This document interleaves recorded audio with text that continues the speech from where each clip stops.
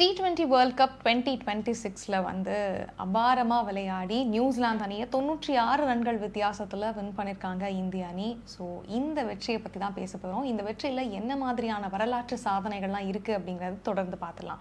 அதுக்கு முன்னாடி 3 வருஷம் தொடர்ந்து வந்து ட்ராஃபியை வின் பண்ணியிருக்காங்க இந்தியா. 2024ல் வந்து T20 வேர்ல்டு கப்பை நம்ம வின் பண்ணியிருந்தோம். 2025ல் அகெயின் வந்து சாம்பியன்ஸ் ட்ராஃபியை நம்ம வின் பண்ணியிருந்தோம். அகெயின் இப்போ 2026ல் வந்து T20 வேர்ல்டு கப் 2வது முறையாக வின் பண்ணியிருக்கோம். 3வது முறையாக தொடர்ந்து ஐசிசியினுடைய கப்பை வின் பண்ணி வரலாற்று சாதனையை படைச்சு ஒரு முடிசூடா மன்னனா இந்திய அணி இருக்கு அப்படிங்கிறது மிகப்பெரிய ஒரு பெருமைக்குரிய விஷயம். அகமதாபாத்தில் இருக்க நரேந்திர மோடி ஸ்டேடியத்தில் தான் இந்த மேட்ச் ஆனது நடந்துச்சு. ஸோ இந்த மேட்ச்ல வந்து டாஸ் வின் பண்ணது அப்படின்னு பார்த்தீங்கன்னா நியூசிலாந்து அணி. நியூசிலாந்துக்கும் இந்தியாவுக்கும் ஃபைனல்ஸ் அப்படின்னும் பொழுது அவங்க டாஸ் வின் பண்ணிட்டு ஃபர்ஸ்ட் வந்து பவுலிங்கை சூஸ் பண்ணிக்கிட்டாங்க. பேட்டிங் நம்ம தான் எடுத்தோம். ஃபர்ஸ்ட் களமிறங்கின சஞ்சு சாம்சன் அவர்கள் வந்து தொடர்ந்து 8 சிக்ஸர்களும் 4 4ம் வந்து அடிச்சாரு. மொத்தமாக 47 பால்களில் வந்து 89 ரன் வந்து அவர் அடிச்சிருந்தாரு.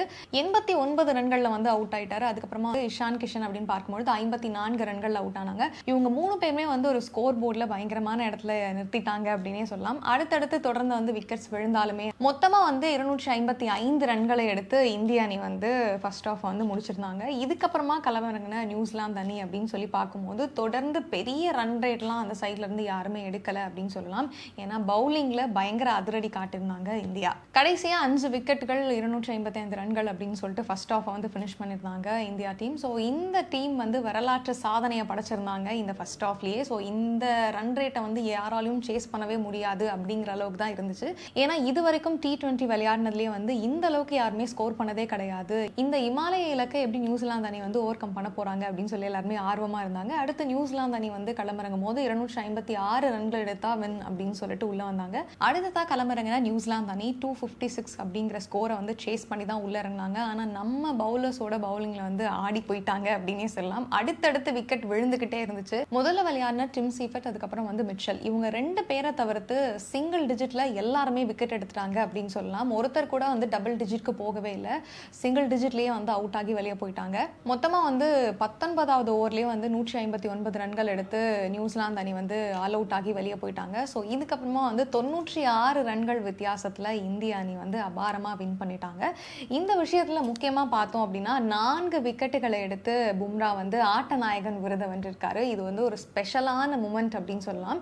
இதில் சஞ்சு சாம்சன் அப்படின்னு எடுத்துக்கிட்டா தொடர்ந்து எல்லா மேட்ச்லையுமே வந்து நல்ல ஸ்கோர்ஸை வந்து அவர் கொடுத்துருக்காரு. மொத்தமாக வந்து 5 மேட்ச் தான் அவர் விளையாடிருக்காரு அப்படின்னாலும் தன்னுடைய நிதானத்தை காமிச்சு விராட்டோட ஸ்கோரை வந்து ஒரு பீட் பண்ணி கொண்டு போயிட்டாரு அப்படின்னு சொல்லலாம். இன்னொரு ரெக்கார்டை வந்து சஞ்சு சாம்சன் அவர்கள் கிரியேட் பண்ணியிருக்காங்க. இந்த விளையாட்டை பார்த்து நரேந்திர மோடி அவர்களும் சரி, முதலமைச்சர் மு க ஸ்டாலினும் வந்து வாழ்த்துக்களை தெரிவிச்சிருக்காங்க டீமுக்கு. இதில் சஞ்சு சாம்சனுடைய கேமை பாராட்டி முதலமைச்சர் என்ன சொல்லியிருக்காருன்னா, ரொம்ப நிதானமாக விளையாடக்கூடிய ஒருத்தராக இருக்காரு. கேமை என்னதான் வந்து அடிச்சு விளையாடணும் அப்படின்னு சொல்லி யோசிக்காம ரொம்பவே நிதானமாக விளையாடக்கூடிய ஒரு பர்சனாக வந்து சஞ்சு சாம்சன் இருக்காங்க அப்படின்னு சொல்லியிருக்காங்க. இதில் இவருடைய ஸ்கோர் போர்டு அப்படின்னு பார்க்கும்போது இதில் T20 வேர்ல்டு கப்பில் அப்படின்னு சொல்லி பார்க்கும்போது 46 பந்துகளில் வந்து 89 ரன்களை வந்து அடிச்சிருக்காரு. மொத்தமாக வந்து இந்த 5 மேட்ச் தான் விளையாடிருக்காரு அப்படின்னு சொல்லியிருந்தோம். 321 ரன்களை வந்து இந்த 5 மேட்ச்ல மட்டும் வந்து ரன் ரேட்டை ஏற்றி வச்சிருக்காரு சஞ்சு சாம்சன். இந்த T20 வேர்ல்ட் கப்ல வந்து சஞ்சு சாம்சனுக்கு தொடர் நாயகன் விருதானது கொடுக்கப்பட்டிருக்கு. அதாவது வந்து பிளேயர் ஆஃப் த டோர்னமெண்ட் அப்படிங்கிற ஒரு ஸ்பெஷலான விஷயம் வந்து அவர் கைக்கு போய் சேர்ந்திருக்கு அப்படின்னு சொல்லலாம். இதில் கூடுதல் ஸ்பெஷல் என்னன்னா, அகமதாபாத்னுடைய ஸ்டேடியத்தில் இது வரைக்கும் ஒரு மேட்ச்ல கூட வின் பண்ணதே இல்லை அப்படிங்கிற ஒரு ரெக்கார்டை வந்து பிரேக் பண்ணியிருக்காங்க இந்தியா டீம். ஸோ இது வந்து கூடுதல் சிறப்பு அப்படின்னு சொல்லலாம். ஞாயிற்றுக்கிழமைகளில் வந்து மேட்ச் நடந்தாவே வந்து தோற்றுருவாங்க அப்படிங்கிற பேரும் வந்து நம்மளுக்கு இருந்தது. ஸோ இதையும் முறியடிச்சு சண்டேல நடந்த ஒரு மேட்ச்ல வந்து இந்தியன் டீம் வந்து வின் பண்ணியிருக்காங்க.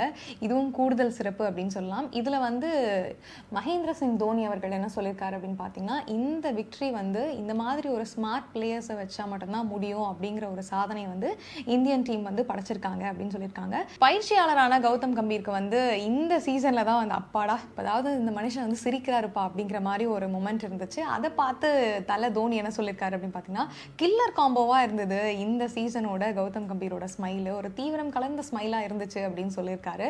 ஸோ இதை தொடர்ந்து விராட் கோலி என்ன சொல்லியிருக்காருன்னா, இந்த மாதிரி ஒரு டீம் வந்து இருக்கு அப்படிங்கிறதே நம்மளுக்கு வந்து ஒரு பெருமையான விஷயமா இருக்கு. இதில் வந்து பயிற்சியாளரான கௌதம் கம்பீர் என்ன சொல்லியிருக்காருன்னா, இது வந்து ஒரு தனிப்பட்ட பர்சனோட விக்டரி வந்து கிடையவே கிடையாது, இது ஒரு டீமோட விக்டரி அப்படின்னு சொல்லலாம். இவங்க எல்லாருமே சேர்ந்து பயங்கரமாக விளையாடினதுனால தான் இந்த டீமுக்கு வந்து இப்படி ஒரு வெற்றி கிடைச்சிருக்கு, இந்தியாவுக்கு ஒரு சிறப்புமிக்க தருணமாக இது இருக்குது அப்படின்னு சொல்லி வந்து பெருமை அடைஞ்சிருக்காரு.